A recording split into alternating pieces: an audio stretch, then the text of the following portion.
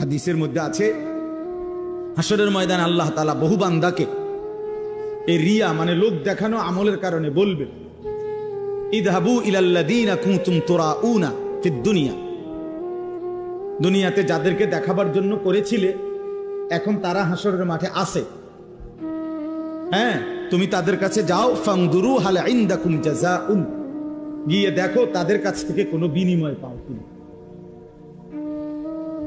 তুমি যাদেরকে দেখাইবার জন্য করছিলা তারা আছে এখন হাসরের মাঠে, যাও ওদের কাছে গিয়ে তোমার কর্মের বিনিময় যাদেরকে দেখাইবার জন্য করছিলা ওদের থেকে নাও, আমার থেকে নিবা কেন? আমার জন্য তো করো নাই।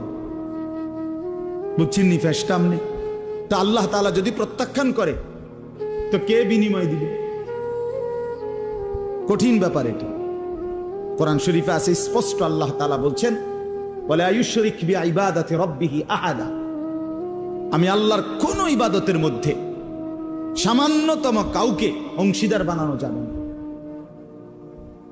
বানানো যাবে। একটা মাহফিল করমু এরুম বক্তা আনমু দরকার হলে হেলিকপ্টার দিয়া দেখাইয়া ছাড়ুন, যদি বাপের বেড়া হইয়া থাকে, হ্যাঁ তো দেখাইলেন আর বাপের বেড়াও হইলেন আমি, সবই ঠিক আছে। তারপরে বুঝেন না আমার কথা? 30 লাখ টাকা খরচ হইল, একবার দেশ চুক্তি মানুষ লাড়া খাইল, সারা বিশ্ব দেখলো জানলো, তো এরপরে কি? এই মানুষ, এই সমস্ত 800 কোটি মানুষের কাছে কোনো বিনিময় আছে?